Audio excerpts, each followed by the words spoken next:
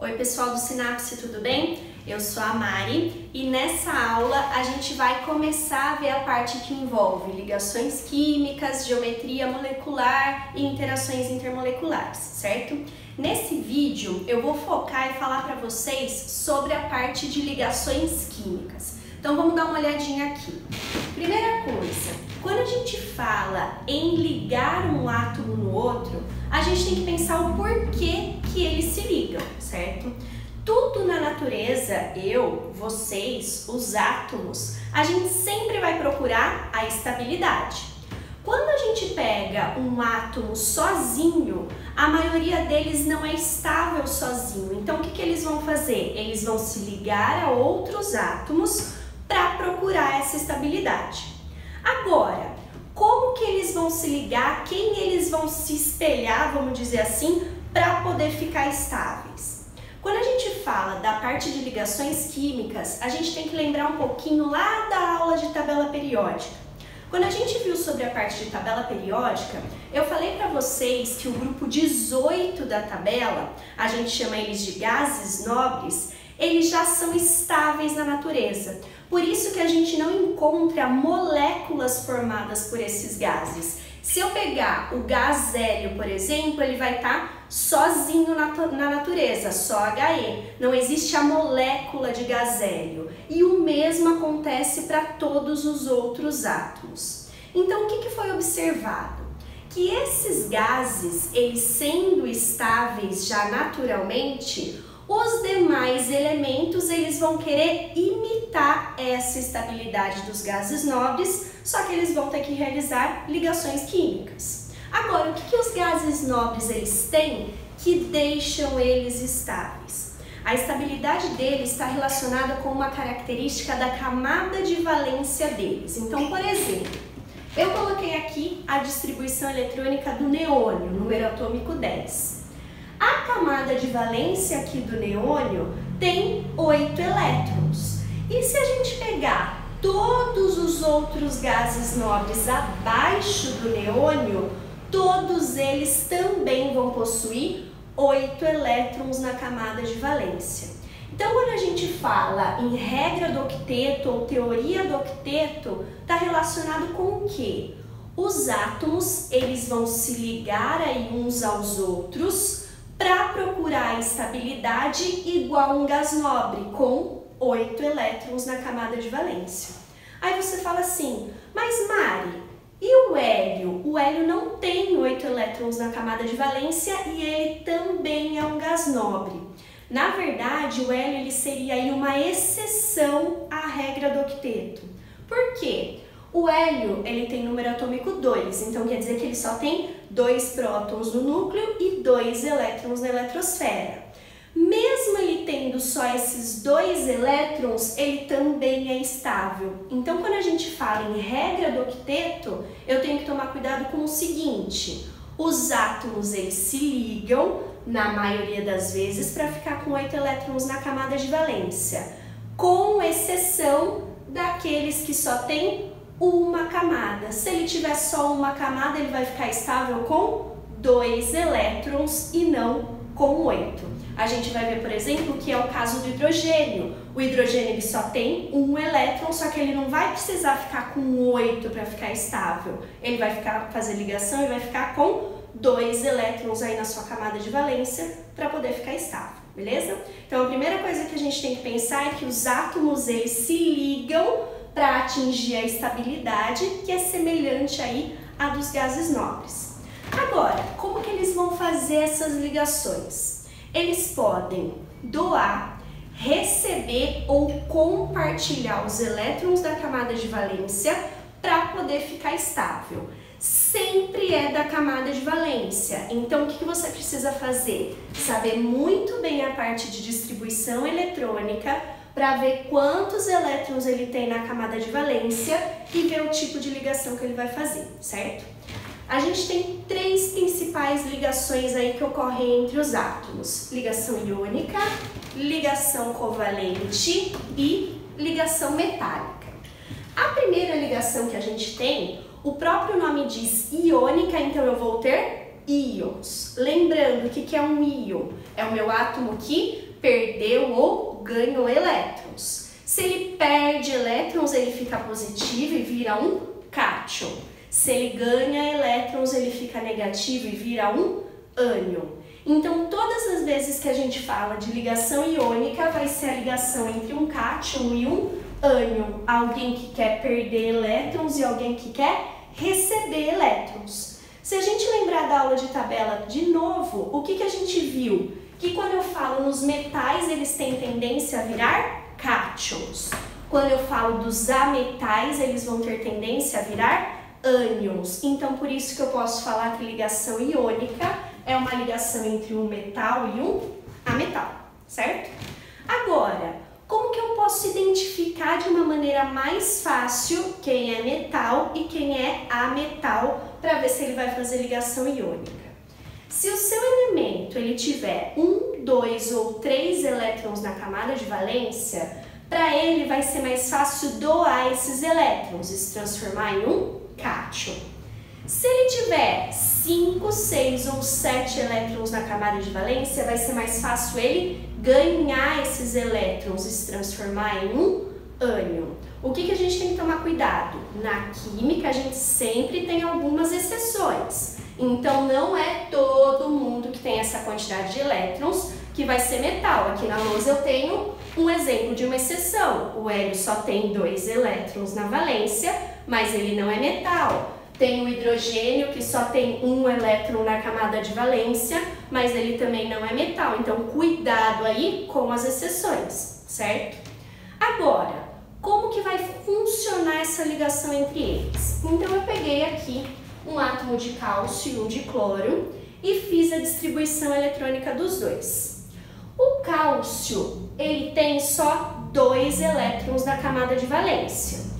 Já o cloro, ele tem 7 elétrons na camada de valência. O que a gente tem que pensar? Eles têm que querer ficar ou com 8 elétrons ou com 2 quando eles só têm uma camada. Como nenhum dos dois tem uma camada só, vamos focar aqui no 8, certo? Para o cálcio, é mais fácil ele ganhar 6 elétrons nessa camada para ficar com 8, ou ele perder 2 e ficar com 8 na anterior. Sempre na química a gente vai querer fazer aquilo que é mais fácil. Então é mais fácil eu perder 2 do que eu ter que ganhar 6. Então o que acontece? O cálcio ele vai virar o meu cátion, ele vai querer perder esses elétrons. Agora, o cloro, o que vai acontecer? Ele tem 7 na camada de valência. Para ele, é mais fácil ganhar 1 elétron aqui e ficar com 8, ou ele perder esses 7 para poder ficar com 8 no anterior. É mais fácil ele ganhar 1. Então, ele vai se transformar no meu ânion, certo?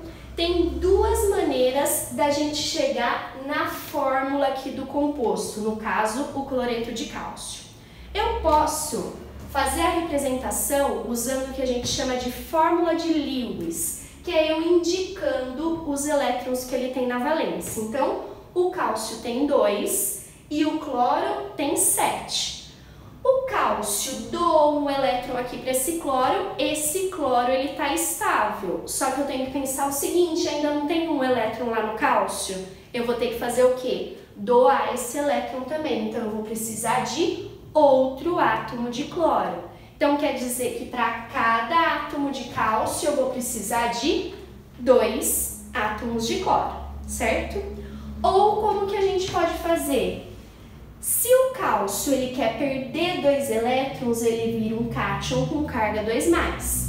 Se o cloro ele quer ganhar 1 elétron, ele vira um ânion com carga 1-. O que eu faço? Cruzo essas cargas, tombo essas cargas, esse 1 vem para cá e esse 2 vem para cá. O 1, como eu não preciso colocar, fica só o cálcio e aqui o 2 vem para cá indicando a quantidade de átomos de cloro. Então, para chegar nessa fórmula, eu posso fazer ou dessa maneira ou dessa, certo? Agora, principais características de um composto iônico. O que vocês têm que lembrar dos compostos iônicos, além de como eles são formados? Primeiro, alta temperatura de fusão e alta temperatura de ebulição. Pensa no sal de cozinha aí da sua casa, cloreto de sódio. Se você colocar ele na chama do fogão, ele vai derreter? Não, porque o cloreto de sódio precisa de uma temperatura em torno de 800 graus Celsius para poder passar do estado sólido para o estado líquido. Então, todo o composto iônico ele vai ser sólido na temperatura ambiente. Outra característica importante, quando eu pego e dissolvo um composto iônico em água, ou eu vou fundir ele, passar ele do estado sólido para o estado líquido, eles se tornam bons condutores de corrente elétrica, porque eles liberam íons, eu vou ter aí íons livres. Se eu pegar ele sólido, ele não vai ser bom condutor de corrente, beleza? Bom, vamos dar uma olhada no segundo tipo de ligação, que é a ligação covalente, que a gente vai falar bastante dela aí no próximo vídeo também. Quando eu falo de uma ligação covalente, eu posso pensar em compartilhar elétrons, certo?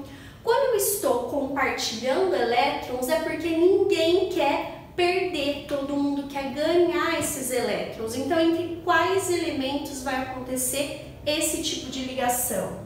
Ametal com ametal. Quem são os ametais? Quem tem 4, 5, 6 ou 7 elétrons na camada de valência. Aí você fala assim, mas Mari, aqui por que o ametal, que é um ânion, ele só tem de 5 para frente? É porque quem tem 4 elétrons não vai querer fazer ligação iônica, vai querer compartilhar, porque para ele tanto faz ganhar ou perder, então ele prefere dividir, certo? Vamos pegar aqui o exemplo do oxigênio. O oxigênio ele tem os 6 elétrons na camada de valência, que eu fiz aqui pela distribuição. Para eu poder formar a molécula de gás oxigênio, o que eu vou ter que fazer? Ligar um outro átomo de oxigênio com ele. Então, esse daqui tem 6 elétrons, esse daqui também tem 6. O que eles vão fazer? Dividir o parzinho. Então, pegou aqui, compartilhou um par. Cada oxigênio ficou com quanto? 2, 4, 6, 7 elétrons. Se ele quer ficar estável, o que ele vai ter que fazer? Compartilhar aqui mais um par. Agora, cada um dos dois tem 2, 4, 6, 8 elétrons, os dois estão estáveis. Posso fazer essa representação, que a gente chama de fórmula de Lewis. Posso representar cada par de elétrons que eu estou compartilhando por um traço, que é o mais comum que vai aparecer aí para vocês. No caso, eu estou compartilhando 2 pares aqui no oxigênio, eu falo que eu tenho uma ligação dupla. Se eu pegar aqui o exemplo do ácido clorídrico, eu estou compartilhando um parzinho, uma ligação simples. Se eu pegar o caso do gás nitrogênio, eu estou compartilhando 3 pares, é uma ligação tripla. Então, ela pode ser simples, dupla ou tripla. No próximo vídeo a gente volta a falar disso na parte de geometria, certo? Agora, o que é importante lembrar aí dos compostos que fazem ligação covalente? Primeiro, baixa temperatura de fusão e baixa temperatura de ebulição, contrário aqui dos compostos iônicos. Segundo, eles formam o que a gente chama de molécula. Então, eu falar que eu tenho gás oxigênio, gás CO2, nitrogênio, são todos moléculas, compostos moleculares, sempre fazem ligação covalente. E o que a gente tem que lembrar é que eles não são bons condutores aí de corrente elétrica, nem sólido, nem líquido e nem água, com exceção dos ácidos, que a gente vai estudar um pouquinho mais pra frente, certo? Pra gente terminar esse vídeo, falta a gente falar de ligação metálica, que é a mais simples aí das 3. Como o próprio nome diz, ela vai ser uma ligação que envolve aí metais.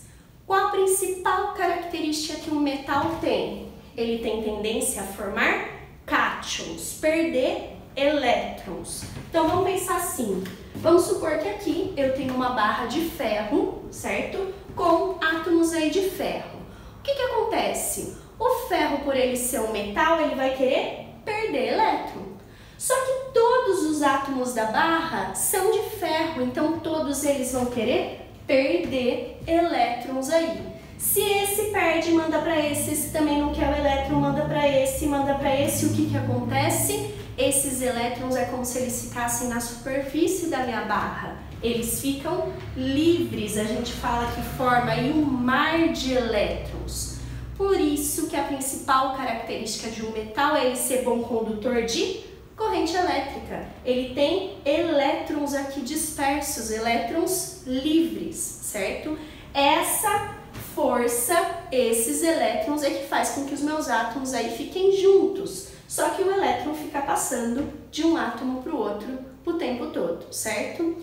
Outra característica importante aí dos compostos metálicos, a gente forma ligas metálicas com eles, que são o quê? Misturas de metais. Um exemplo, ouro 18 quilates, eu tenho ouro e posso ter prata, cobre, platina junto com o ouro. O aço, uma liga de metal de ferro com carbono. O bronze é uma liga aí que eu tenho de cobre e estanho. Então, ligas metálicas são misturas aí de metais, beleza? Bom, eu vou encerrar esse vídeo por aqui. No nosso próximo vídeo, parte 2 aí, a gente vai falar sobre geometria e polaridade, beleza? Até o próximo vídeo.